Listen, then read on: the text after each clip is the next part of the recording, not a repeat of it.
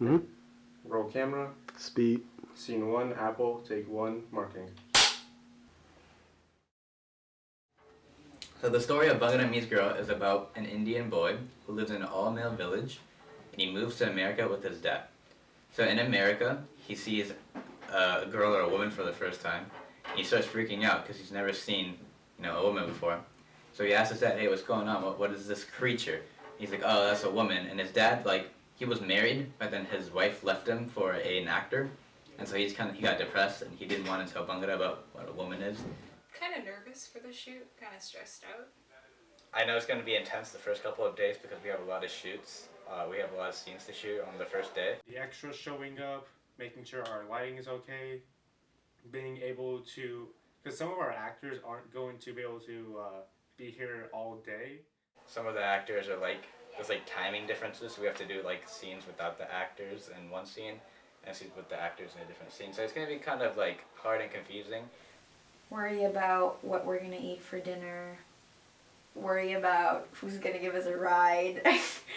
All of that, the little things. Getting the batteries for the Zoom for sound, accidentally deleting all of the sound files on the SD card, forgetting all the stuff that I needed to actually get it done, and messing up and ruining everything. Wednesday is the first day that everyone as a crew and a cast and everyone's going to be together for the first time, and we're shooting the most scenes that we're shooting after school, which is, it's going to be, oh god, I'm not looking forward to that.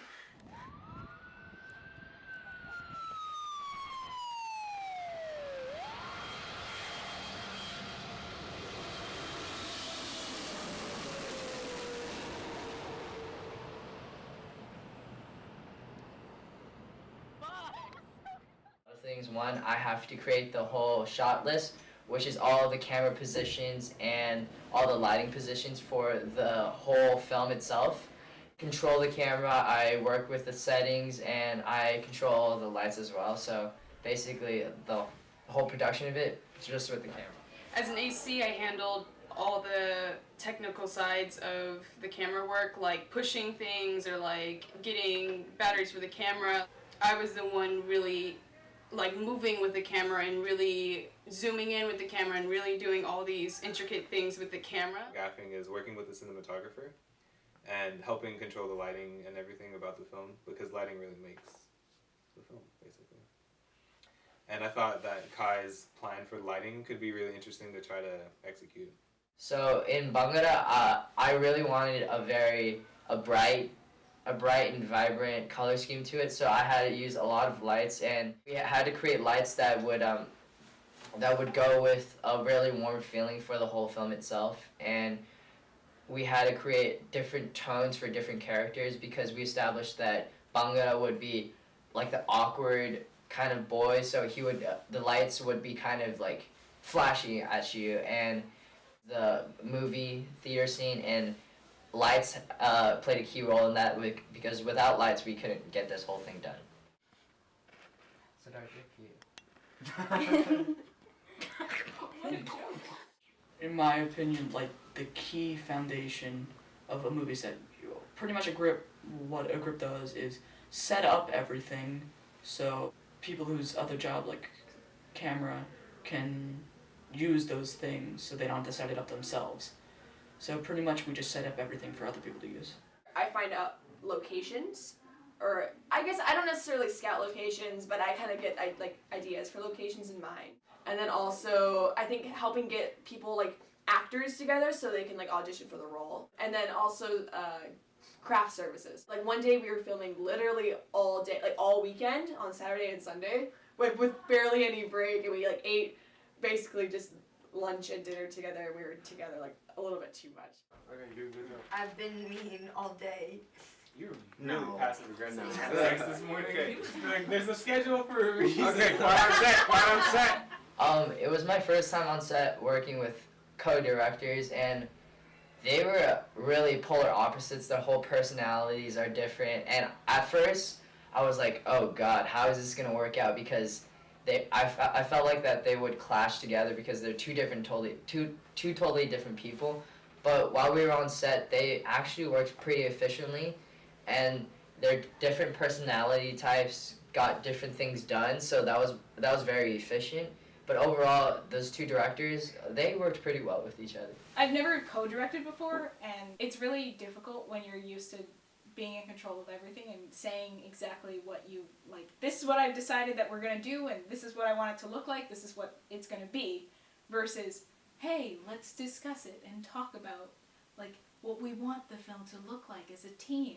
It was just a different experience. I guess like there are too many differing opinions on set, and so it kind of caused like confusion and like more like chaos for like the actors and the set, because they didn't know what to really follow, because there was like we were still coming up with ideas throughout the set, so it was kind of hard for the people working on the film to like adapt to it. Chad, last night I asked my appa about women, and he said I cannot talk to them. The women are. Cool story, bro.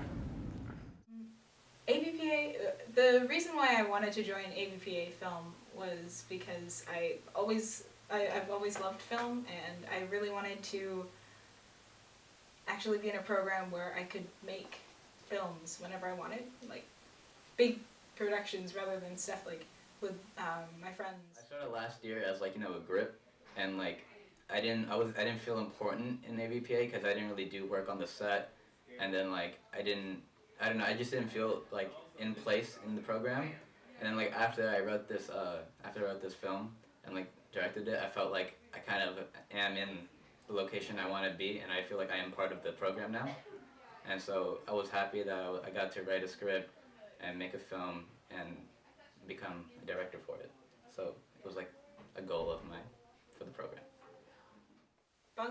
Directing Bhangara with Ryan was the first like huge Sony type sort of thing that I've ever done. ABPA has really helped me improve my knowledge about film making and working with people that you don't know as much very well, and it's been really fun. My favorite thing about AVPA film and film in general is that people can come together and make one project, because I'm usually a pretty isolated person, but in film you're working with 30 people sometimes, or in this case 10, to make one full project.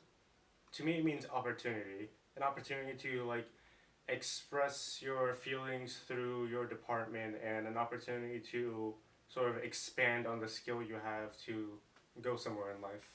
It does mean a lot, even though like I may seem negative about it sometimes. It does mean quite a bit, because if I did not join AVPA, like freshman year, I probably wouldn't have even been like the human being that I am now. Like as a freshman, I had a hard time like moving, and like because I came from a different middle school, and I felt like everyone knew each other because everyone came from the same middle school, or at least like a generous amount of the kids that I was with came from the middle school, and like film was like a family to me. PA film. When I first moved here, I moved here just this summer. My mom was like, "Hey, I know you really like movies. You know you're really into behind the scenes of movies. There's a movie program at your school where kids learn how to shoot movies and stuff." I thought, wow, that's pretty cool. I was incredibly interested in film ever since I was a child, and when I moved to California, they didn't really have it at the middle school, so when I came to the high school and they had a program that was for the arts, I really, really wanted to do it because I had nothing else to do, sort of, and also because I love film. We done! And we're out!